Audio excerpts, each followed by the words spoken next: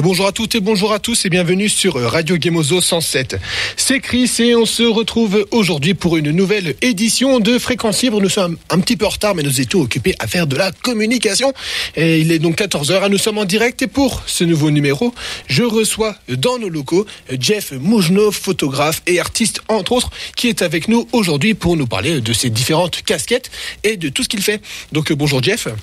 Hello, comment tu vas Chris? Un grand bonjour à tous les auditeurs de Radio Gemozo. Eh ben écoute, moi je vais bien et toi comment tu vas?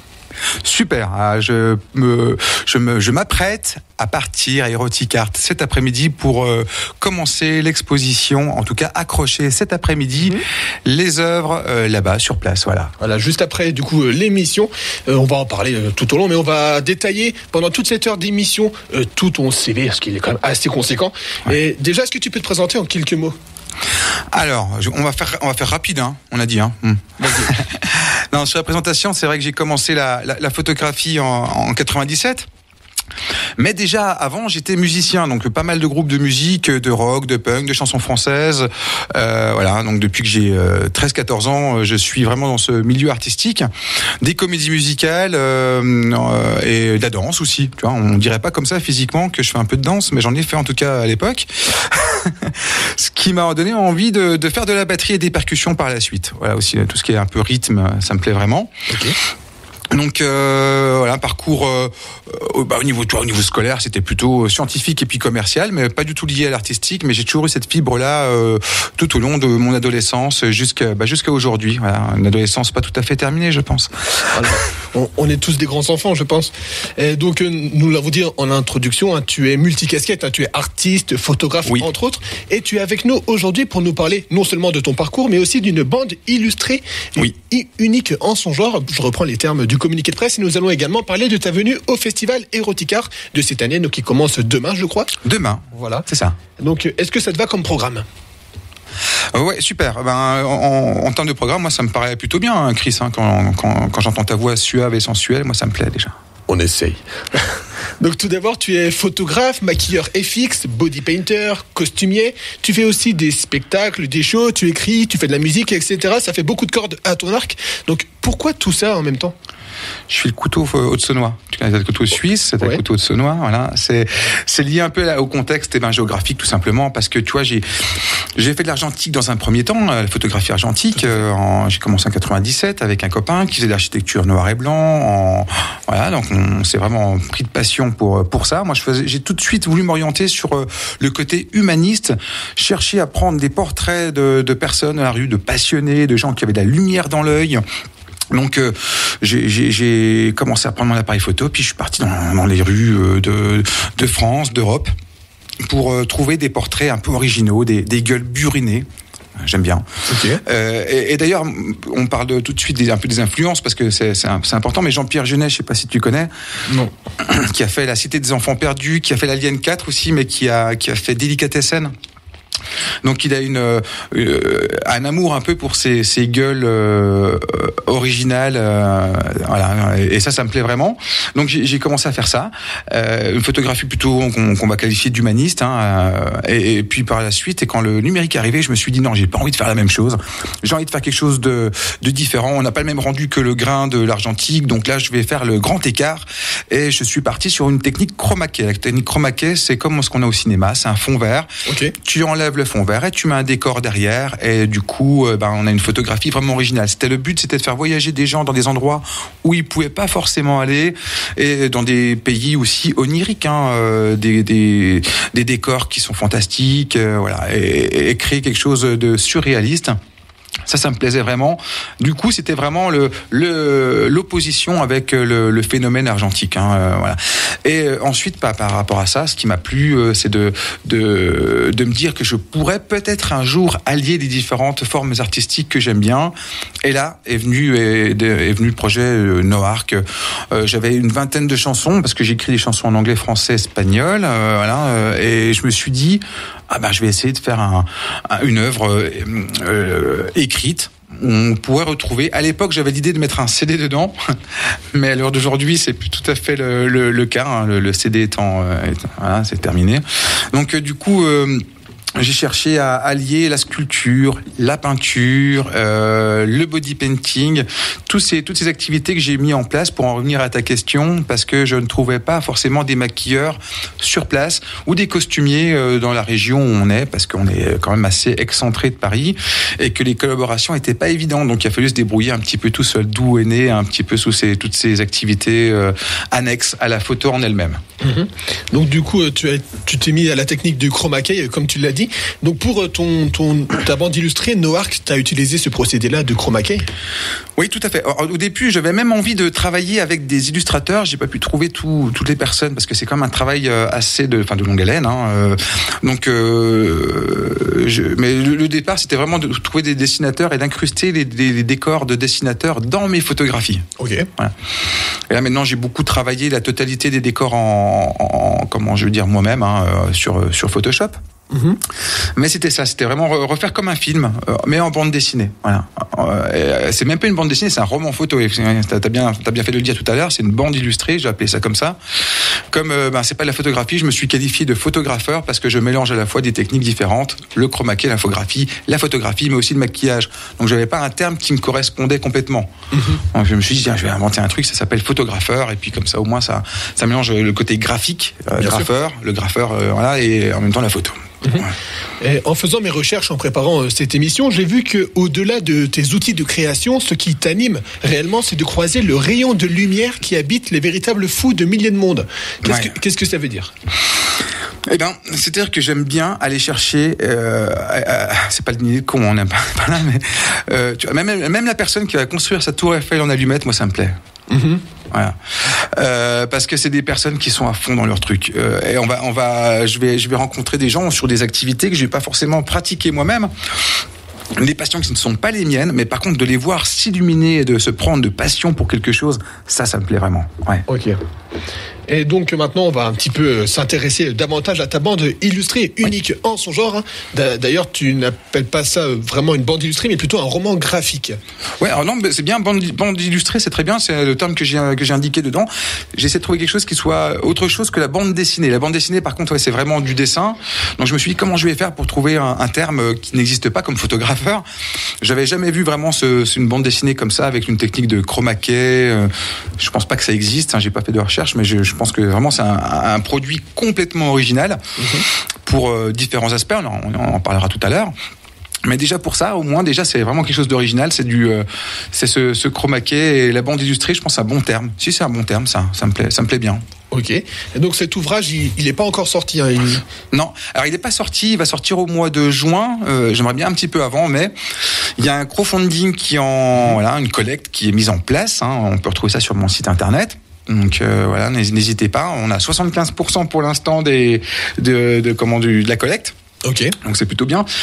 C'est un projet avec un investissement qu'on n'imagine pas, mais qui est dingue. Il y a plus de 4600 heures de travail dessus. J'ai essayé d'estimer ça en temps de travail, en coût au SMIC. Ok. Ouais. Ça représenterait 128 000 €. Avec toutes les personnes qui ont participé au projet, qui sont venues amener leur sculpture, qui m'ont créé des sculptures exprès pour ce projet-là. Si on additionne tout, on arrive à 128 000 €. Voilà. Donc c'est inestimable finalement comme travail, comme projet en lui-même. Bien sûr. Et donc cet ouvrage, il s'intitulera Noark 2492. C'est ça. Pourquoi ce titre ? Alors, il y a deux éléments intéressants dans le titre. Intéressant parce que c'est moi qui l'ai fait. Non, bien sûr. J'adore. Donc Noark, c'est Noah's Ark. C'est une contraction de l'Arche de Noé en anglais. Ok. Voilà.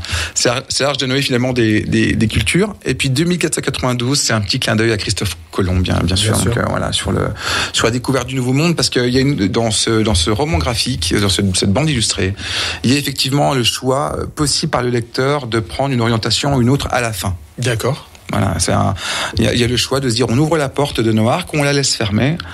Donc il y a une chanson, parce qu'on l'a pas encore dit, mais dans ce roman photo, il y a donc une page environ, en gros une page sur deux, c'est une chanson, un texte que j'ai écrit de musique. D'accord. Ok. Voilà. Et donc, dans cet ouvrage, tu vas combiner plusieurs procédés, plusieurs styles, la littérature, le maquillage, la sculpture, comme tu l'as dit, la peinture, la musique, la danse, les performances. Ouais. Donc, comment tu t'y es pris pour combiner tout ça en même temps ? Alors déjà, c'était un gros travail. En 2008, j'avais fait tout le storyboard. J'avais fait le storyboard, mais pas pour moi, pas pour faire de l'infographie complètement. Comme je le disais, j'ai cherché aussi, je m'étais dit pourquoi ça pourrait pas intéresser un illustrateur de bande dessinée. Bien sûr. Voilà. Donc le storyboard, je l'ai pas fait à la main, parce que tu sais qu'on peut faire des croquis à la main pour faire son petit storyboard comme pour un film. Mais là, j'ai déjà commencé à le faire de manière numérique. Donc ça m'a pris 6 mois. Ok. 6 mois pour le mettre en place. Donc ma base, mon matériau de base, c'était pas l'histoire. Ok. Non, j'avais pas du tout d'histoire à la base prévue. Ni de période non plus, j'aurais pu être au 19e siècle. Mais par contre, j'avais 20 textes de chansons avec des thèmes particuliers sur des choses qui me parlent. Alors, t'as une chanson qui va traiter de l'hyperflicage, t'as une chanson qui va traiter de la malbouffe. Voilà, où il y a voilà, chaque thème est un petit peu fort, voilà, et sur la liberté de la presse, voilà, et tous ces thèmes là, sur le fait d'avoir le eye to spirit, c'est l'œil directement connecté au cerveau, donc c'est une sorte de critique d'internet aussi en même temps, hein, de ces moments où on est perdu entre réalité et virtuelle. Et j'avais ce matériau là. Et je me suis dit, j'en fais quoi? Il faut que je fasse un lion. Donc je trouve un liant, c'était trouver une histoire qui nous permette d'avoir les chansons qui se suivent, mais en même temps qui racontent vraiment tout l'ensemble de ce que je veux raconter comme voilà. Donc trouver des personnages, je me suis dit il faut que je trouve des personnages. Dans quelle époque ça va s'inscrire? Le côté science-fiction me plaît bien parce que si on regarde bien, il y a beaucoup de questionnements qui sont apportés par des personnes qui font de la science-fiction. C'est l'anticipation, donc on imagine le pire avec des innovations actuelles ou en tout cas on imagine des choses sur ce qui va se passer, pas forcément les pires, mais en tout, voilà. Il peut y avoir une critique sur des éléments, comment je veux dire, les exacerber. Hein, et on se dit bah tiens ce truc là ça risque de porter quelques dangers. Bah tiens, on parlait de l'IA dans Terminator, un truc tout simple, hein. Mais il y a des choses qui sont remises à nouveau en question et sur lesquelles on s'interroge, soit en voyant des films, soit en lisant des livres de ce genre là. Alors je me suis dit, la science-fiction ça pourrait être pas mal pour ces chansons qui sont dénonciatrices ou qui parlent de thèmes forts. Ok. Et après, je me suis dit, je vais créer des personnages. Et je me suis fait une galerie de personnages, une quinzaine principaux. Il y a 3 castes sociales dans ce futur imaginé. Hein. Les bordeaux, les dorés et les noirs. Hein. C'est une seconde peau qui recouvre le corps. T'as plus de vêtements. Ok. Parce que t'as l'élixir qui coule dans ta peau et qui permet de te nourrir et en même temps de te soigner. La seule maladie qui existe, c'est que tu perds ta mémoire tous les 2 ans, et grâce à la petite puce BIM, une petite puce que tu peux rebooter tous les 2 ans, tu retrouves ta mémoire. Voilà. D'accord. Et il y a une personne qui s'occupe de produire à la fois la BIM et à la fois l'élixir. L'élixir, c'était sympa, cette seconde peau, parce que du coup, ça m'a amené au body painting. Et on en parlera juste après, justement, on laisse un petit peu de suspense. Il est 14h14, je te propose de nous lancer tout de suite dans la première pause musicale que tu as choisie. C'est toi qui as fait toute la playlist de cette émission, et on va commencer par Get Into You de Lexink. Je peux en parler rapidement avant de le lancer? Bien sûr. Allez, Lexink, j'ai réalisé 4 ou 5 pochettes pour eux, je sais plus. Okay. C'est un groupe du sud de la France, français. Donc je le précise, qui a changé, on va dire, d'orientation musicale, enfin pas d'orientation musicale, mais en tout cas de style sur chaque album. Et ils peuvent proposer des choses complètement folles, des choses de dansant, du black metal, voilà. Enfin en tout cas, c'est très très varié en termes de rock. Il y a des albums qui ont eu des partenariats bien précis, des guests. Et je vous invite à découvrir ce groupe Lexink. Ils ont participé au Hellfest et c'est la musique tout de suite. Hein. Voilà, tout simplement, ça va déménager.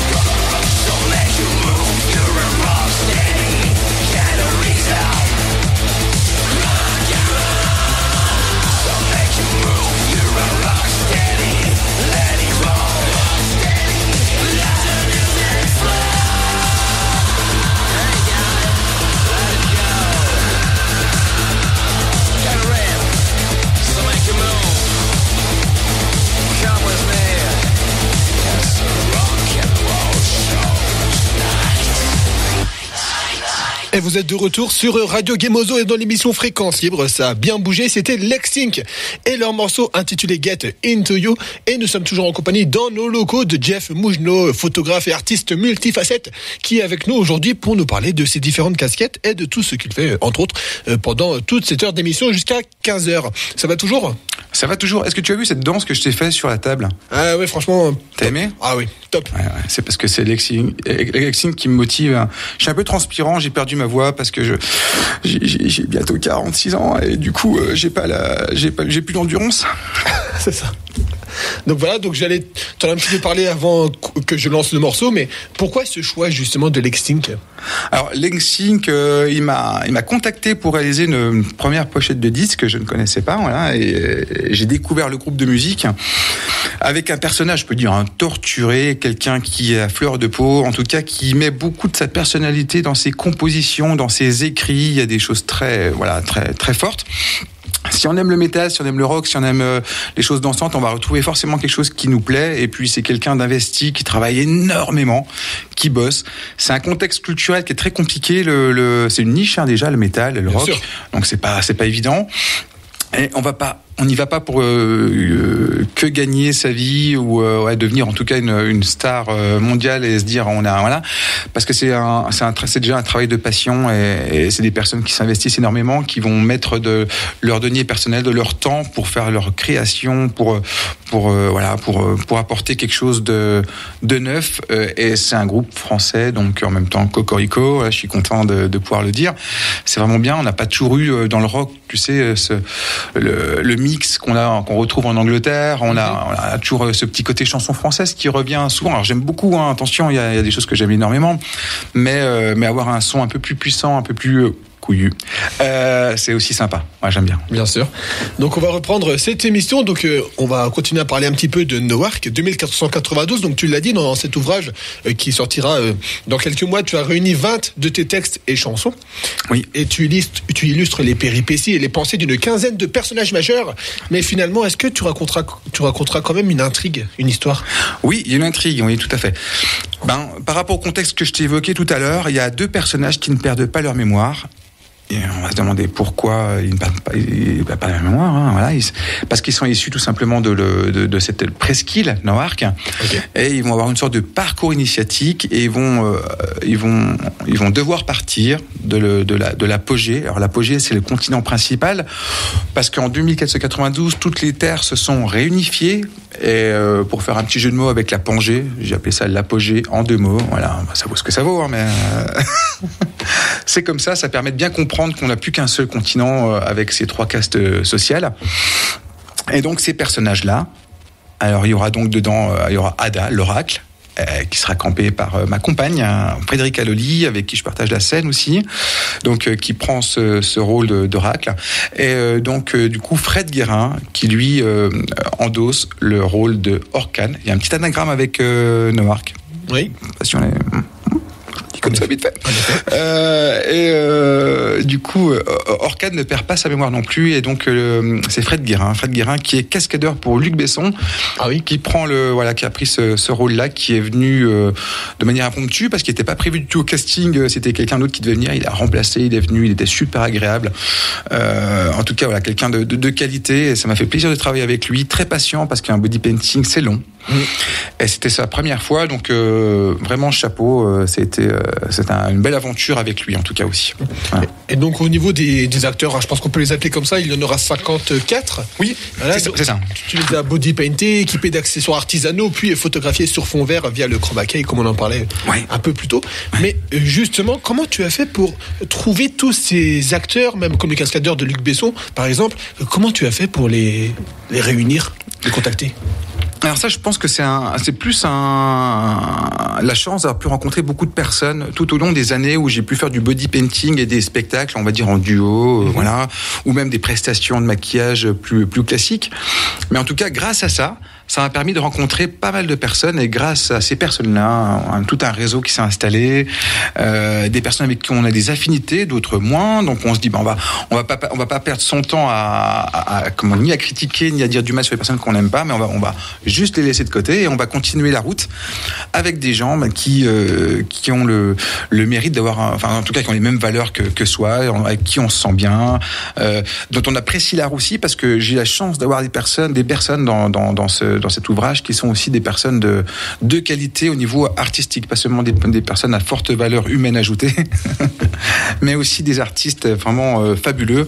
Donc je suis vraiment content d'avoir pu travailler avec eux. On va prendre l'exemple d'Élise Poinsno et de Neuve, qui forment la douche froide, donc un duo exceptionnel de Lure. Oui, on les connaît bien, on les a déjà reçus plusieurs fois. Ah, c'est vrai, ils sont déjà venus vous voir ? Plusieurs fois, oui. Voilà, en tout cas, c'est des personnes que j'apprécie énormément. Ouais, très sympa. Et en plus, t'as vu ce qu'ils faisaient ? C'est fabuleux, donc je suis content qu'ils soient venus. Et ils ont pu faire un body painting, ils en font pas souvent. Neuf, c'était son premier, je crois d'ailleurs.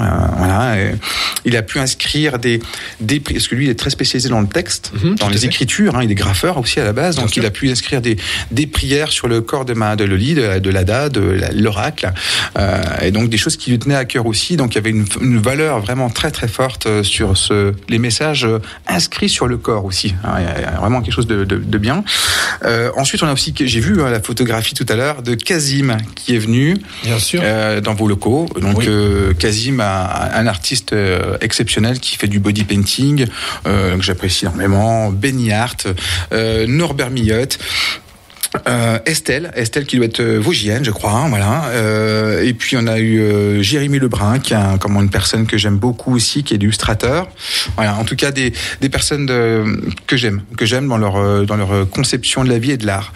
Je note aussi en même temps, parce que là c'est pas dans les body painters, c'est ma coiffeuse qui est ma voisine, Caroline Carocoiffe, qui est une personne qui vient à chaque fois participer à des projets fous, des créations de coiffure, parce que moi j'arrive pas trop à, t'as vu, au niveau capillaire, je suis pas au top. En effet. Donc du coup, Caroline, elle prend le relais, elle manipule très bien le cheveu. Moi, je sais pas faire. Et j'aime pas ça en plus. Donc voilà, ça tombe bien. Elle est super douée, et super sympa. Donc je lui fais un bisou en même temps. Voilà, donc beaucoup de personnes à ce niveau-là. On a eu aussi Sébastien Souquet qui m'a fait une petite hache. Je le précise parce que voilà, c'est quelqu'un qui ne savait pas souder, qui est venu apprendre à souder. En même temps, est née une hache qu'on a utilisée pour l'ouvrage. Voilà. Ok. Donc je fais un petit coucou. Il est parti loin. Alors, je fais un petit coucou en même temps. Romain Bresson, voilà, un sculpteur que c'est mon petit frangin, c'est mon frère. J'aime déjà ce qu'il fait. On s'est rencontrés sur une exposition et puis j'ai un coup de cœur pour lui au niveau humain, au niveau artistique aussi. Donc il a réalisé des plastrons, il m'a amené des sculptures sur ce projet-là. Et j'ai aussi François Dos Santos qui m'a fait une sculpture géniale, c'est Zied, l'insecte métallique qui vient ausculter, qui vient regarder ce qui se passe dans ce monde. Et moi je l'ai customisé, j'ai rajouté plein de caméras, des appareils photo dessus pour amplifier cet aspect oppressant, qu'on est vraiment une créature qui vienne regarder tout ce qui se passe dans ce monde futuriste. Voilà. Ok. Bon, ça c'est un exemple. J'aurai William Penkley que je vais recevoir chez moi en plus, qui va venir quelques jours à la maison, qui est peintre, qui a amené une petite peinture à lui. C'était un clin d'œil, j'ai envie qu'il soit présent dessus. Des performeurs qui sont venus faire et du shibari ou on a fait ce qu'on appelle du needle play, c'est-à-dire mettre des aiguilles dans la bouche, dans le corps de quelqu'un. C'était pour parler de la censure, tu vois, je voulais qu'on ait vraiment cette impression qu'on a la bouche fermée, donc ça c'est une chanson qui part de la censure. C'était important de pouvoir lier à la fois la performance au texte, donc ça m'a fait plaisir de les avoir. Denis Lucaselli qui a pas été directement sur le projet, mais qui m'a amené énormément parce qu'il est plasticien puis qu'il fait beaucoup de choses. Et je peux pas toujours solliciter tout le monde non plus parce que c'est pas évident. Il y a quand même beaucoup de temps, mais il m'a aidé énormément sur d'autres projets. Et puis là, j'ai pu retirer une photographie que j'avais fait avant dans ce bouquin. Donc ça me fait plaisir qu'il soit aussi inscrit dans le projet Noarc. Le domaine d'Anubis, un artiste de Montbéliard qui est venu et qui crée des vêtements, des customs, on appelle ça du cosplay, excuse-moi, des armures, des guitares customisées aussi. Voilà. Quelqu'un que j'ai beaucoup aimé. Metalliquette qui m'a aidé un petit coup. Tu connais Metalliquette? C'est une Vosgienne. Je connais Metallica, mais Metalliquette. Elle aime beaucoup Metallica. Voilà. Donc elle est venue m'aider à faire des plumes pour Assen. C'était super sympa de l'avoir aussi avec nous. Voilà, beaucoup de personnes. Nicolas Ham qui a créé la carte de Noarc. Donc c'est un illustrateur. Okay. Qui n'est plus du tout ici, mais qui a dessiné la carte de Noarc et la presqu'île. Voilà. Donc ça m'a fait plaisir d'avoir ça aussi d'avoir cette participation de Nicolas. Voilà. Je pense qu'on a parlé pas mal de personnes. Il y a Diane Killer qui est venue faire cette performance dont je t'ai parlé tout à l'heure. Voilà. Et puis au niveau des maquilleurs, on a fait un petit peu le tour. Je pense que j'ai oublié personne. Et au niveau des acteurs, on a des Vosgiens aussi. Tu vois ? Ok, il y a des Vosgiens, il y a beaucoup de Vosgiens. T'en veux quelques-uns ? Tu veux que je t'en cite quelques-uns ou pas ? Bah écoute, vas-y. On va faire vite. J'ai une fiche, tu sais, parce que je t'ai dit j'avais quel âge ? Tu te rappelles l'âge que j'ai ? 46 ? Ouais, c'est ça, ouais. Tu te tais maintenant. Ok. Il y a Stella... Fleur d'Hélice, Stella Leroy, qui est donc une Vosgienne qui est venue nous rejoindre sur le projet. On a donc aussi, je recherche Megan the White, une modèle qui sera peut-être là ce week-end pour Erotic Art. Ok. Voilà. Vous serez présent à Erotic Art, pas oser venir ? Je sais pas. Peut-être ma responsable, mais j'avoue qu'on n'en a pas discuté. Ah, on n'a pas discuté encore. Non. Tarali. Voilà, on a des personnes comme ça qui sont venues sur ce projet-là, et puis on a des Belges, on a des personnes de Paris, on a des personnes du sud de la France qui sont venues sur Noarc. Voilà. Ok, plein de beau monde du coup. Oui. Et justement, je te propose de parler d'Erotic Art, mais juste après la prochaine pause musicale, il est 14h30, et nous allons écouter un groupe français, je crois les Chacapon, qui sont français, il me semble. Alors, tout à fait, je les ai rencontrés sur une interview, je les interviewais pour le magazine Cult. Ok. J'avais bien sympathisé avec eux à ce moment-là. On a discuté de beaucoup de choses. Je leur avais présenté Noarc à l'époque, ça, en 2008-2009, et je les ai rencontrés à la Guerre du Son, un fabuleux festival. Je sais pas si tu connais la Guerre du Son à Landresse. Non, ça me dit rien. Je te conseille d'y aller si t'aimes le rock, le métal, tout ça, tu vas te faire plaisir. C'est très familial et il y a des super groupes de qualité. Donc là, j'avais rencontré Chacapon, qu'on a resté un peu en contact. Et j'ai utilisé 2 images, d'eux dans le bouquin aussi. Donc c'est pour ça que j'ai envie de faire un petit clin d'œil et que ce soit un de leurs messages. Alors c'est un message aussi qui me tient, parce que c'est leur dernière tournée, tu le sais. Non, oh non, petit chat. C'est leur dernière tournée, ils arrêtent après. Et sur le dernier album qu'ils ont réalisé, ils ont voulu mettre des textes plus engagés, okay. En français, qu'on entende bien toutes les paroles. En tout cas, voilà, c'est une autre forme d'engagement. J'aime beaucoup ce que dit Fra, j'écoute un peu ce qu'il dit aussi sur les réseaux actuellement. Il a un engagement, une façon d'aborder les choses avec intelligence et voilà. En tout cas, pas toujours les mêmes combats, mais en tout cas, j'aime la façon dont il rentre dedans et comment je veux dire, il apporte des idées fraîches, neuves et avec beaucoup d'intelligence. Voilà. Mm-hmm. Donc les Chacapon, qui est le morceau que tu as choisi, c'est Tout le monde danse, c'est ça ? Ouais, exactement. Et écoute, écoutez les paroles. Hein. Ouais, on écoute ce morceau, on se retrouve juste après pour la suite de cette émission. À tout de suite sur Radio Gemozo.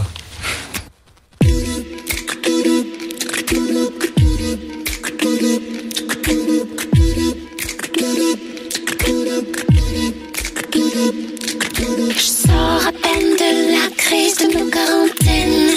Et je me traîne, les autres sont repassés sur le même thème. Mais je suis pas la même, même. Si tout le monde danse en belle assemblée et que le beat cogne, même si quelques-uns pensent à se rassembler et que les flics cognent.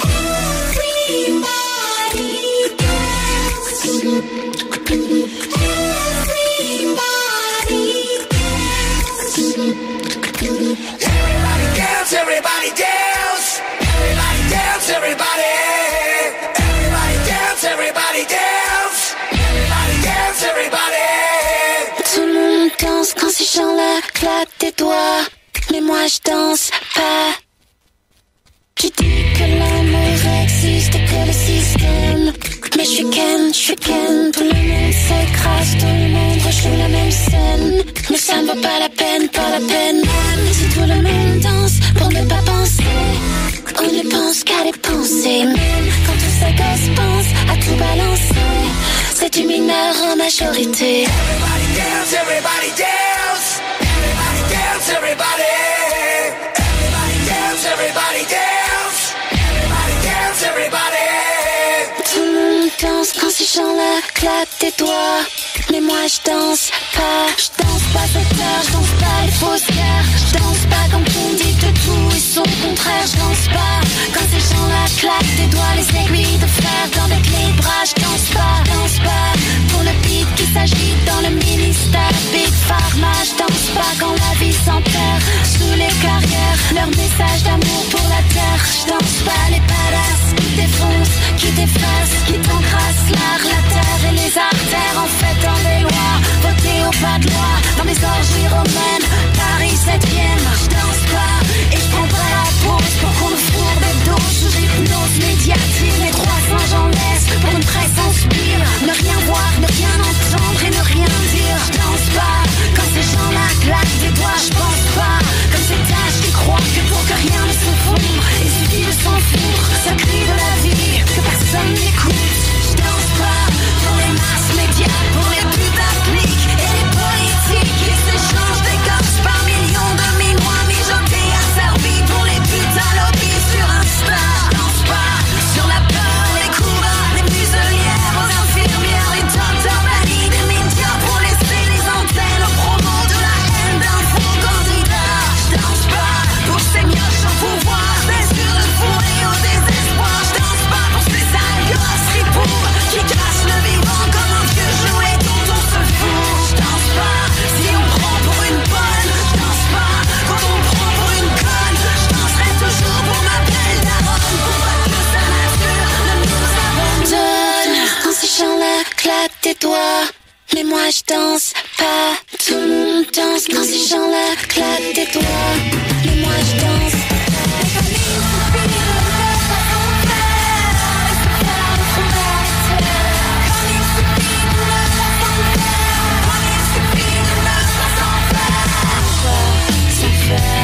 Se faire notre honneur, la terre.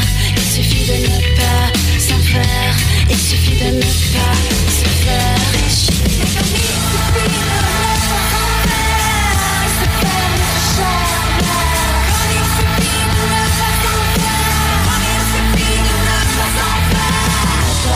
S'en faire et se faire notre honneur, la terre. Il suffit de danser une heure. Il suffit de ne pas se faire chier. Everybody dance, everybody dance. Everybody dance, everybody. Everybody dance, everybody dance. Everybody dance, everybody. Everybody dance, everybody dance. Everybody dance, everybody. Everybody dance, everybody dance. Everybody dance, everybody. Une chose que je peux vous dire, c'est que pendant cette pause musicale, ça bougeait dans les studios. Donc c'était Chaka Ponk qui est leur morceau Tout le monde danse ou Everybody Dance. Je suis vraiment essoufflé. Ah bah oui, ça se comprend. Là, heureusement qu'on n'est pas filmé. Enfin, Heureusement. ça dépend qui. Et donc c'était les Chaka Ponk et leur morceau Tout le monde danse. Et je suis toujours en compagnie dans nos locaux de Jeff Mougenot, photographe et artiste multifacette, qui est avec nous aujourd'hui pour nous parler de ses différentes casquettes et de tout ce qu'il fait. Je me rhabille et j'arrive. Vas-y. Est-ce que tu passes un bon moment en notre compagnie, Jeff? Super. Nickel. T'as Donc, toujours une belle voix. pardon? T'as toujours une super belle voix. Merci. Il y a un truc qui se passe là, non? Ouais, vite fait. Ouais, je sais pas. Bref. Donc, je vais pas te demander pourquoi ce choix, tu l'as, Ouais. tu en as un petit peu parlé avant. Donc, on va Ouais. reprendre cette émission et on va un petit peu s'intéresser davantage à ta venue au festival Erotic Art. Yes. On rappelle à nos auditrices et auditeurs que juste après cette émission, tu vas filer du coup sur Plombière, voilà, pour installer ton stand, etc. Plombière les beans. Exactement. Et donc, qu'est-ce que tu y présenteras? Tu présenteras tes peintures, tu parleras de Noark. Qu'est-ce que tu vas y faire? Alors cette année, je vais pas forcément parler de Noark. Enfin, je vais distribuer des flyers pour arriver à 100% de ma collecte quand même, je le rappelle. Oui, bien sûr. Mais donc je vais en parler de manière un peu indirecte, mais je vais présenter quelques toiles qui sont nouvelles. Je vais faire un body painting d'un personnage qui va sortir cette année au cinéma qui s'appelle Deadpool. Ah, Deadpool. Ladypool, que je vais faire la semaine prochaine. J'ai une personne que je vais body painter dimanche en viking. Voilà, Ok. ça sera dimanche. Et puis je propose des shootings photos sur place, sur fond vert pour ceux qui veulent venir. J'ai un projet aussi autour des arrosoirs. C'est quoi ça? C'est en fait, je cherche des couples. Des couples, des trios, n'importe qui, enfin des gens qui vivent ensemble, et je leur demande de poser nus avec un arrosoir qu'ils ont choisi. D'accord. Pourquoi, tu me diras? Pourquoi? Et voilà. C'est toujours des bonnes questions pertinentes. Merci. Et du coup, c'est pour s'arroser mutuellement, pour mieux grandir. D'accord. Donc ça, Ok. c'est un peu l'idée. C'est-à-dire que chacun choisit son arrosoir, arrose l'autre, et en tout cas, j'ai déjà commencé à faire une série d'images autour de ça. Et j'aimerais pouvoir aussi en faire à Erotica. Donc ceux qui veulent venir se lancer et puis participer à ce projet-là, ils sont les bienvenus. Il y aura des shootings free, c'est-à-dire que les gens pourront venir avec leurs habits, en sous-vêtements, nus comme ils ont envie, seuls, en couple, en famille, avec leurs chiens. Voilà, tout le monde pourra venir et faire des photographies. Il y aura ma compagne, donc Loli, qui sera présente sur place aussi, avec des possibilités de faire des petites impressions 10-15. Et puis voilà, c'est déjà bien. Voilà, Bien c'est sûr. déjà bien. Mais justement, pour poser nu, est-ce que c'est pas trop... Est-ce que la réticence, elle est présente pour certaines personnes parce que poser nu, c'est quand même l'intimité, etc. Donc est-ce que Oui. c'est pas trop... Ça fait pas trop flipper, justement, de poser nu? Alors, ça peut, mais je vais revenir sur un projet que j'ai eu il y a pas longtemps. L'année dernière, j'ai fait un petit festival érotique à la maison avec 26 artisans. Ça s'appelait Indécence. Ok. Et on avait monté un photocall avec Marc Dubord. Marc Dubord qui est, on va dire, porteur du projet Photoxide dans le nord de la France. C'est mon collectif de photographes. Ok. Alors, ce que j'aime chez Marc Dubord, c'est que, on va dire, il va prendre tous les physiques en photo. Petit, gros, mince, âgé, pas âgé. Il n'y a pas aucun problème de physique. Et là, le but, c'est de pouvoir décomplexer, se désinhiber et venir faire la photographie. Un traitement après très surréaliste aussi. J'aime beaucoup ce qu'il fait. Et donc, c'est ce que je dis souvent aux personnes qui viennent, c'est qu'il ne faut pas avoir peur de son physique. On arrive toujours à raconter une histoire avec qui on est. Tu vois, je vais prendre un exemple. Je vais prendre un exemple très concret, moi, voilà, un peu fat, petit, chauve. Je me suis dit, je vais prendre un personnage qui me correspond bien. Et puis je m'en fous, j'y vais. J'ai pris Wilson Fisk de Marvel. Tu vois, par exemple, tu connais un peu le caïd. Oui. Et puis ça me va bien. Voilà, parce que c'est pas, on n'est pas pour que les personnes se sentent mal, ni ridiculisées. Il n'y a pas de complexe à avoir, de comparaison à faire avec d'autres personnes. Voilà, on prend souvent le complexe du vestiaire. Tu connais? Non. Tu connais pas le complexe du vestiaire? Ah, ok, je vois. Tu vois? Oui, je vois. Bon, t'as compris, voilà. Oui, avec les gestes. Donc, si jamais on fait un concours de grande, voilà, je vais perdre à chaque fois. Ok, d'accord. Oui. Ah non, mais ça. Tiens, c'est comme ça. Ouais. Donc, ce que je dis aux personnes, c'est qu'il ne faut pas avoir peur de ce truc-là. Il faut avec ce qu'on a, qui on est, on se pointe et puis on peut faire quelque chose de super, de délivrer un beau message, une belle image, et en tout cas de faire que tout se passe bien en s'acceptant. Voilà. Aucun souci. Alors, la difficulté, c'est que quand on présente des œuvres, comme je vais faire d'ailleurs sur Eroticart, j'aurai des personnes qui sont venues, qui sont professionnelles dans un certain milieu, tu vois, dans l'érotisme, en tant que modèle, des performeurs, les hommes qui sont venus, ils sont pas comme moi justement, ils sont musclés, ils sont bien foutus. Donc je dis ouais, mais moi je vais pas faire de photos, je sais pas. Alors je ne peux pas diffuser les photographies des personnes qui viennent. Des familles, parce que ça fait partie de ou leur intimité, ou parce que je veux pas que ce soit diffusé. C'est leur projet à eux, donc je le présente pas. Ok. Par contre, je le dis quand même qu'il y a des personnes qui peuvent venir et qui ont tous ces physiques-là. Et qu'il faut vraiment pas du tout se fier aux copains qui sont artistes. C'est le métier de travailler avec son corps. C'est autre chose. Voilà. Mm-hmm. C'est une autre fonction. Et chacun, dès l'instant où la photographie est née, on peut prendre n'importe qui. Tu vois, justement, moi j'aime les gueules burinées. J'aime pas les corps trop lisses. Donc je préfère encore avoir un grand-père qui vient avec ses yeux qui brillent et ça va me faire vachement plus vibrer qu'une modèle potiche, par exemple. Ok. Et donc justement, Eroticart, c'est connu, c'est le salon de l'érotisme. Et est-ce qu'on peut dire du coup que l'érotisme avec un grand E, c'est finalement c'est de l'art avec un grand A? Ouais, on peut dire ça. Ouais, c'est vraiment une bonne. De toute façon, sur Eroticart, ce qui me plaît, on va parler justement de l'érotisme et de l'art, c'est qu'il se différencie des salons de l'érotisme que je peux rencontrer actuellement. On est tombé dans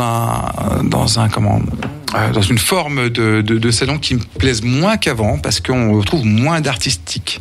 Ok. Il y a 20 ans, t'avais, même dans les années 70, t'avais des personnes qui venaient présenter des œuvres avec de l'originalité. Sur Paris, les premiers salons étaient vraiment forts. Il y avait des créateurs de chaussures. Il y a tout un contexte. C'est pas de la faute que des organisateurs. On est d'accord. C'est un contexte économique qui fait qu'il y a moins de fréquentation, qu'il y a moins d'engouement et que l'Internet est arrivé aussi par là. Tu vois. Donc du coup, Internet a pris une part de marché forcément. Et ce qu'on trouvait pas avant sur Internet, on allait chercher en se déplaçant. Voilà. Et ça manque un peu. Du coup, ça a fait que les salons ont perdu un peu. Erotic Art, ils ont conservé la formule de l'érotisme, de plein de visions différentes de l'érotisme et en même temps de l'artistique. Et là, on va y retrouver justement de la sculpture, de l'illustration, de la peinture, de la photographie. Et ça me plaît vraiment aussi, parce qu'on aura des traitements complètement différents, avec des personnalités différentes, avec des artistes qui n'ont pas le même âge, la même expérience, la même origine. Et ça, c'est beau. Voilà. Il y aura, je crois, plus de 60. Ça, c'est Jean-Claude Van Damme, ça qui dit. Ah, ça, c'est beau. Non, je sais pas. C'est pas peut-être. non, j'ai des références de merde. Je suis désolé. Donc du coup, je sais plus où j'en étais. Rattrape-moi, vas-y. Fais mon parachute. Voilà. Et ben voilà. Un beau moment. Voilà, c'est pas grave, ça sera coupé au montage. Ah ben non, il n'y a pas de montage. Non, c'est du direct. Voilà, c'est du direct. Donc, du coup, est-ce que, d'après toi, le salon Erotic Art est aussi là pour casser certains tabous que les gens peuvent avoir ? Oui. Alors c'est une entrée qui est gratuite, et donc du coup, des personnes, on m'a même contacté en MP en me disant ouais, c'est un petit peu chaud, Erotic Art. Je fais non, enfin vraiment, il y a de l'érotisme forcément. Il y a des zones qui seront réservées à un public plus averti, mais c'est toujours bienveillant. Mm-hmm. C'est vraiment bienveillant. Et ça, c'est important. Voilà. Donc tout le monde va y retrouver un peu son compte ou pas.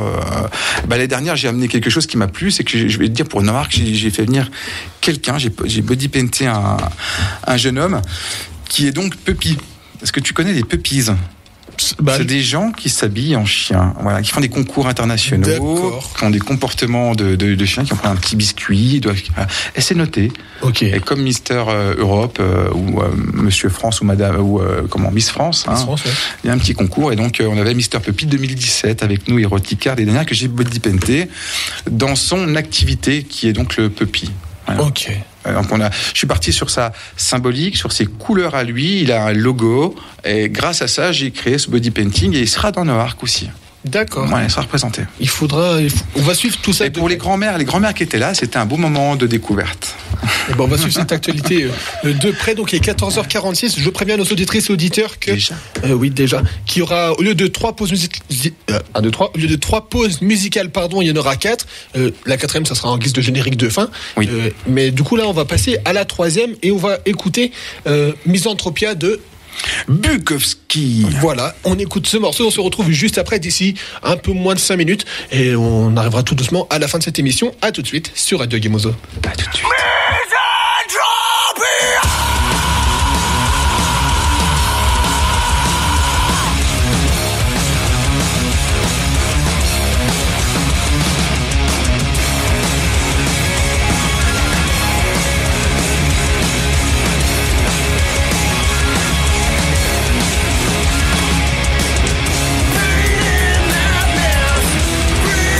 Poison, liquid people starving under stone.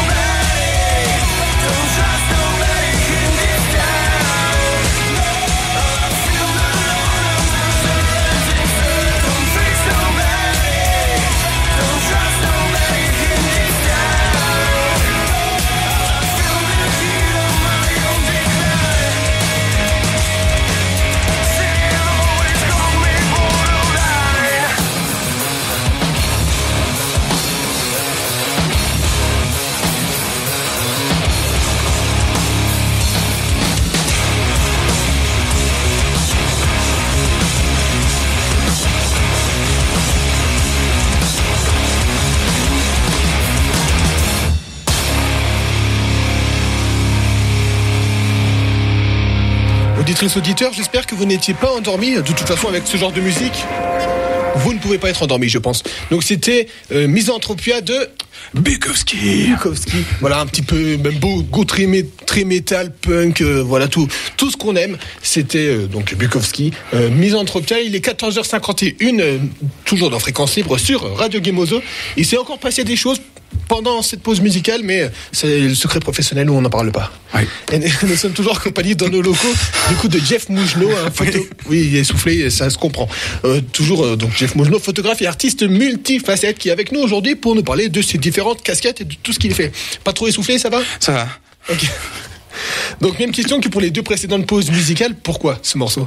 Alors, Bukowski, c'est un groupe que j'ai découvert à l'Atelier des Maules de Montbéliard, avec l'album Amazing Grace. Donc ça fait un moment déjà, parce que c'est parti de leur premier album, du premier album, et ensuite sur le deuxième disque, ils sont venus enregistrer écrire les compositions du second opus à Malbouan, chez moi, voilà. Donc je les ai reçus, on a fait une grosse session photo, et j'ai une grosse pensée pour Julien qui nous a quittés, donc le bassiste de Bukowski, le frère de Mathieu. J'ai une grosse pensée pour lui, j'aimais beaucoup ce garçon. Il me manque énormément, quelqu'un que j'aimais bien. Okay. C'est un gros coup de cœur pour lui. Du coup, une grosse pensée aussi pour Mathieu, pour toute l'équipe, toute la nouvelle formation, le nouveau line-up de Bukowski. Et je leur souhaite de belles choses, pour leur prochaine sortie, leur prochain concert. Ok, écoute, une sorte d'hommage finalement qu'on a rendu à ce monsieur. Exactement. Et donc, on arrive déjà à la fin de cette émission. Il est 14h53 dans quelques secondes. Et oui, déjà, malheureusement, il y aura encore plein de choses à dire. Mais bon, est-ce qu'il y a encore quelque chose à aborder dont tu veux absolument parler rapidement avant qu'on se quitte ? Non, je vais remercier vraiment toutes les personnes qui ont participé au projet, ceux qui vont aussi donner un peu de leur denier. Je sais que c'est pas évident en ce moment pour pouvoir l'acquérir. Mais je vais remercier surtout toutes les gens qui sont venus. Je pense à Eden, à Sean, à Nikita, à Sébastien, à Kashko, Olivia, Victoria, Eva, tout ça, Brian, Greg, Tarali, Fivan. J'essaie de les citer tous un petit peu. Judy Korn, Johan Beauvais, Démonia, Mélis, Diane, Eric, David, Mathilde, Karine, Anaïs, Julien, Muriel, Romain, Viper, tout ça, Kaya, en tout cas plein de personnes qui sont venues sur ce projet. J'ai parlé des autres aussi un peu avant, donc je suis content de les avoir cités. Et puis j'espère que ce projet, il va aussi découler sur d'autres choses, parce que le but c'était ça, c'était d'avoir des shows, c'était de le restituer sur scène par la suite et de pouvoir en faire aussi des compositions musicales. On verra ce qui va se passer, mais j'espère en tout cas que ça va se produire par la suite. Voilà. Écoute, c'est tout ce qu'on te souhaite. Quant à moi, je sais que je vais suivre l'actualité de Noarc parce que ça m'intéresse bien comme projet, voir ce que ça va donner. Et enfin, est-ce que tu as un dernier mot, une dernière chose à dire avant qu'on se quitte ? Soyez forts, soyez fous. Voilà, tout simplement. Donc c'est ainsi que se termine cette nouvelle édition de Fréquence Libre. Merci Jeff d'avoir accepté mon invitation. C'est toi qui es venu vers nous. Oui. Donc merci à toi d'être venu vers nous et d'être venu jusqu'à nos locaux depuis la Haute-Saône. Oui. En ce vendredi après-midi. J'espère que tu as passé un bon moment en notre compagnie, bien que je ne doute pas que oui. Oui, un très bon moment. Voilà. C'est super sympa. Ça se voyait pendant les pauses musicales. En attendant, auditrices, auditeurs, je vous laisse avec Grand Est, Je t'aime en musique. Donc thème THEME avec Hélène dans quelques minutes à 15h. Quant à nous, auditrices, auditeurs, on se retrouve dès lundi pour une nouvelle matinale comme tous les jours en direct de 8h à 8h45. Merci de votre fidélité. À Radio Gemozo, je ne mets pas mon générique. Je vous laisse avec le dernier choix de Jeff, de mon invité. Donc c'est le futur de... Le Fofora, pour la préface d'ailleurs, on n'a pas dit mieux. Voilà, oui, pour la préface, il y aura aussi du coup Danny Larry. Oui, exactement. Voilà, le magicien. Donc voilà, ça va être le générique du jour. Merci encore Jeff, bonne fin d'après-midi à toutes et à tous, un bon week-end à tout le monde. Et je vous dis du coup à lundi. Merci encore et salut tout le monde.